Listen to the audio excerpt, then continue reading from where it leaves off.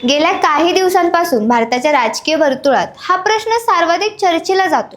पश्चिम बंगालमधील बदलत्या राजकीय घडामोडी, विधानसभा निवडणुकीत धक्कादायक निकाल आणि तृणमूल काँग्रेसमधील अंतर्गत वाढती अस्वस्थता यामुळे ममता दीदींसमोर विलिनीकरणाशिवाय दुसरा कोणताही मजबूत पर्याय उरलेला नाही, अशी चर्चा दिल्लीच्या राजकीय कॉरिडॉरमध्ये रंगली आहे. पण हा वाद केवळ बंगालपुरता मर्यादित राहिलेला नाही. या प्रादेशिक पक्षांच्या विलीकरणाच्या लाटेची चर्चा आता थेट महाराष्ट्रातही पोहोचली आहे. नमस्कार, मी किशोरी खांडेकर आणि तुम्ही पाहता अनफिल्टर्ड महाराष्ट्र. महाराष्ट्रात सध्या एकच प्रश्न विचारला जाऊ लागला आहे. जर ममता बॅनर्जी काँग्रेसमध्ये गेल्या तर शरद पवारांची राष्ट्रवादी काँग्रेस किंवा उद्धव ठाकरेंची शिवसेना सुद्धा भविष्यात काँग्रेसमध्ये विलीन होऊ शकते का? या चर्चांना केवळ वावडा न ठरवता थेट राजकीय अधिष्ठान मिळवून दिलं ते काँग्रेसचे प्रदेशाध्यक्ष नाना पटोले यांच्या एका खळबळजनक विधानाने. राष्ट्रवादी काँग्रेस पक्ष काँग्रेसमध्ये विलीन करण्याचा प्रस्ताव स्वतः शरद पवारांनी याआधीच दिला होता. भाजपला रोखण्यासाठी देशपातळीवर एका मजबूत धर्मनिरपेक्ष म्हणजे सेक्युलर आघाडी उभी करायची असेल तर राष्ट्रवादी आणि तृणमूल काँग्रेस हे दोन्ही पक्ष काँग्रेसमध्ये विलीन होण्याच्या मानसिकतेत आहेत, असा दावा पटोलेंनी केला.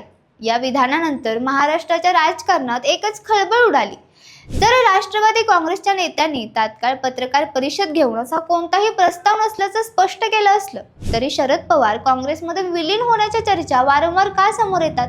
त्यामागची नेमकी राजकीय गणित काय आहे आणि काँग्रेस व पवारांसाठी हा विलिनीकरणाचा पर्याय कसा मास्टर स्ट्रोक ठरू शकतो, याची सविस्तर माहिती आपण समजून घेणार आहोत. या विलिनीकरणाचा पेच समजून घेण्यासाठी आपल्याला 25 वर्ष मागे जावं लागेल. 1999 मध्ये शरद पवारांनी सोनिया गांधी यांच्या परदेशी नागरिकत्वाचा मुद्दा उपस्थित करत काँग्रेसमधून बाहेर पडण्याची ऐतिहासिक निर्णय घेतला आणि राष्ट्रवादी काँग्रेस पक्ष NCPची स्थापना केली.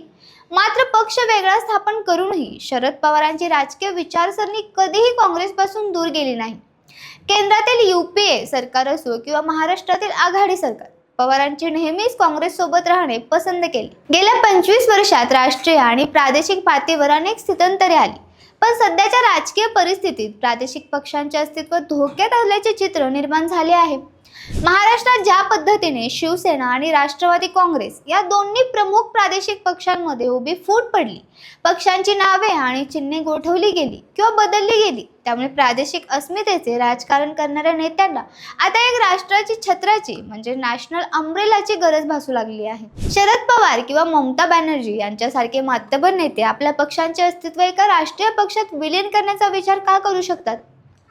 त्यामागे अत्यंत महत्त्वाची 3 कारणे आहेत. देशपातळीवर भाजपचा रथ रोखण्यासाठी विरोधी पक्षांची इंडिया आघाडी कार्यरत आहे. मात्र प्रादेशिक पातळीवर जागा वाटपावरून होणारे वाद आणि विरोधी मतांचे होणारे विभाजन हा भाजपसाठी नेहमीच फायद्याचा ठरतो. जर तृणमूल आणि राष्ट्रवादी यांसारखे मोठे पक्ष थेट काँग्रेसमध्ये विलीन झाले तर मतदारांसमोर भाजप विरुद्ध काँग्रेस असा थेट आणि स्पष्ट पर्याय उभा राहील, ज्यामुळे विरोधी मतांची फाटाफूट टळू शकते. गेल्या काही वर्षातील केंद्रीय यंत्रणांचा दबाव, आमदारांचे पक्षांतर आणि पक्षांमध्ये पडणारी फूट यामुळे प्रादेशिक पक्ष अंतर्गत पातळीवर कमकुवत झाले आहेत. काँग्रेस हा देशातील सर्वात जुना आणि राष्ट्रीय स्तरावर मजबूत पाया असलेला पक्ष आहे.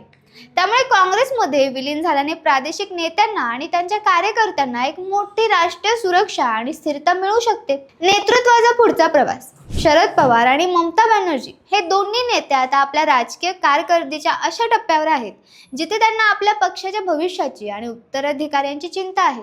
जर हे पक्ष काँग्रेसमध्ये विलीन झाले तर त्यांच्या पुढील पक्षातील नेत्यांना म्हणजे सुप्रिया सुळे किंवा अभिषेक बॅनर्जी थेट काँग्रेस राष्ट्रीय पातळीवर मोठी आणि सुरक्षित पदे देऊ शकते, ज्यामुळे त्यांचा पुढील राजकीय प्रवास सुकर होईल. काँग्रेस आणि पवारांसाठी हा पर्याय कसा फायदेशीर?